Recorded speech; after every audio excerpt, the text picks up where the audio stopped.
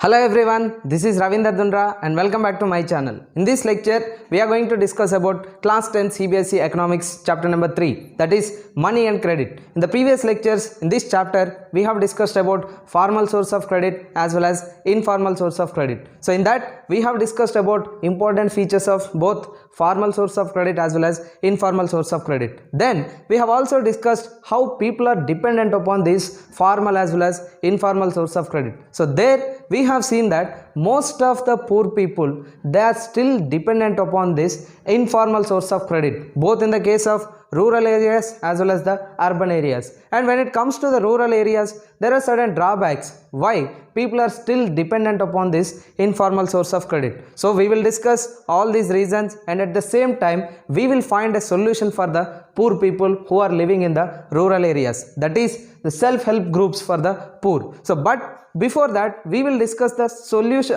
we will discuss the problems why poor are still dependent on the informal source of credit. Then we will discuss about the self-help groups. So first we will see why most of the poor people, they are still dependent upon the informal source of credit. So there are certain reasons. So what are these reasons? First and very important thing is that banks are not everywhere in the rural India. That means if you take most of the banks in the country, they are located in the urban areas, or you can say towns as well as cities, but no banks are available in the rural areas. So therefore it would be very difficult for the people to get the loans from urban areas. That is one reason. Then the second thing is, even if the banks are present in the rural areas, getting loan from banks is much difficult because bank requires something known as this collateral. So as you all know very well, if you want to get any loan from the banks, you need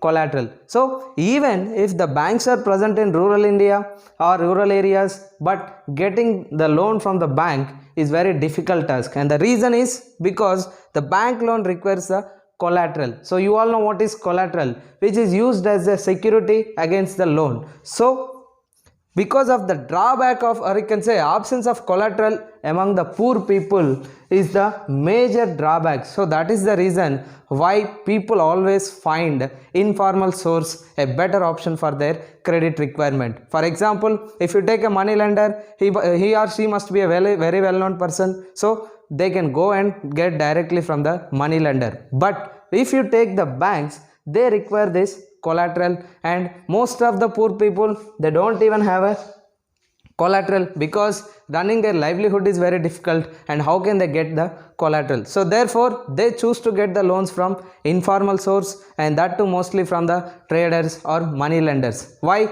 These traders and money lenders are very closer to them. Of course they charge a higher rate of interest, but they can get easily from this money lenders, or you can say informal source of credit. So we have to find a solution for the poor people who are dependent on this informal source of credit. So for that we will discuss about this self-help groups. What are these self-help groups and how they are going to benefit to the poor people?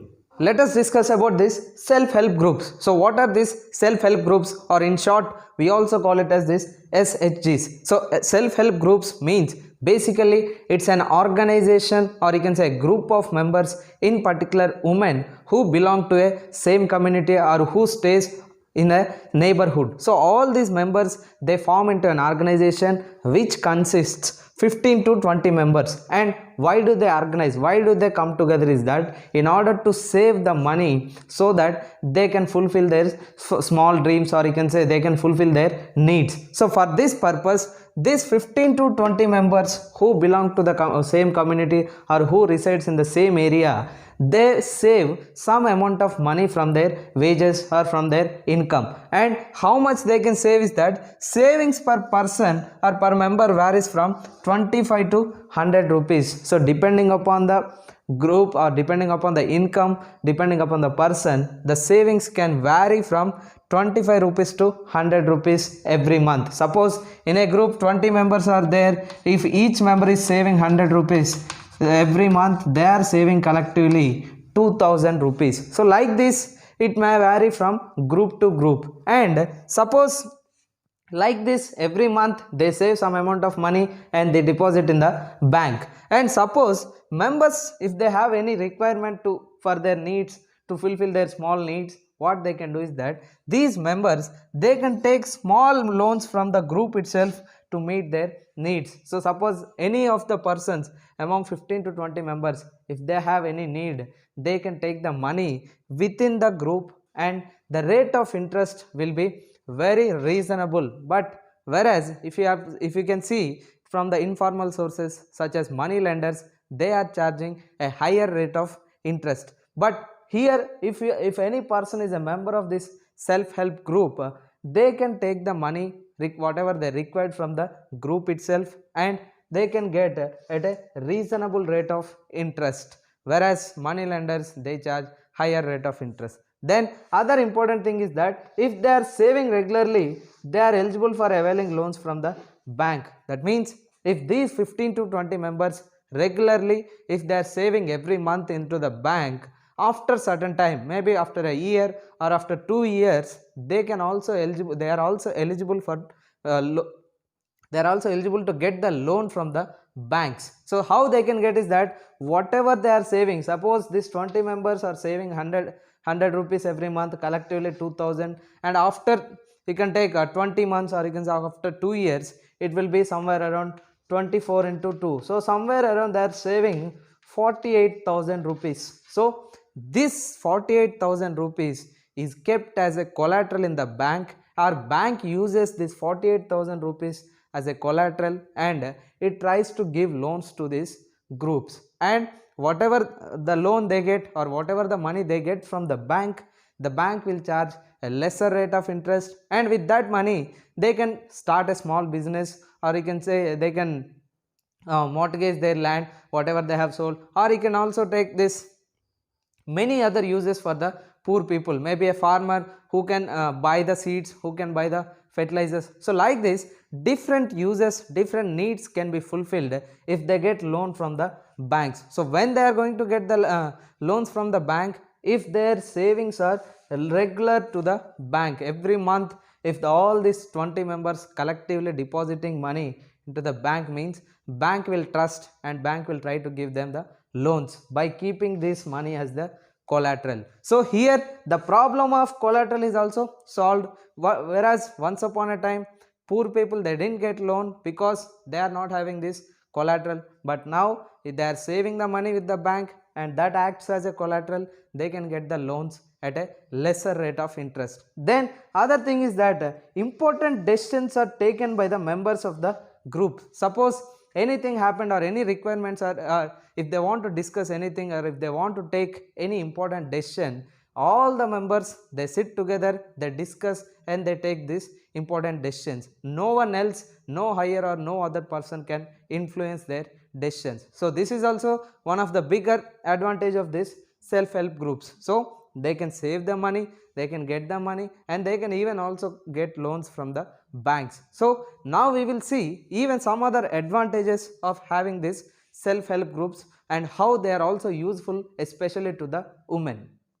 So let's see some of the advantages of this self-help groups. So what are the advantages are basically the first and very important thing is that SHGs help to overcome the problem of lack of collateral. So as we have discussed, why poor people are not able to get the loans from the banks is because of lack of collateral. But here when it comes to the self-help groups, the money which they are saving with the bank helps us to act it as a collateral. So therefore here they are overcoming the problem of lack of collateral. That is one advantage. Then timely loans at a reasonable rate of interest. As I have earlier mentioned, they can get the loans at on time, or you can say whenever they are required, at a reasonable rate of interest. That is one big benefit. Then helps women to become financially self-reliant. That means you can see mostly in rural areas, poor people or poor women, they have to depend on their men who are working. So here if they can save the money with the self-help groups, they can become financially self-reliant. That means they can be an independent woman without depending on the men. It may be husband, brother, or you can take a son or whoever it may be. So they can financially become self-reliant, they can become independent without the need of any men.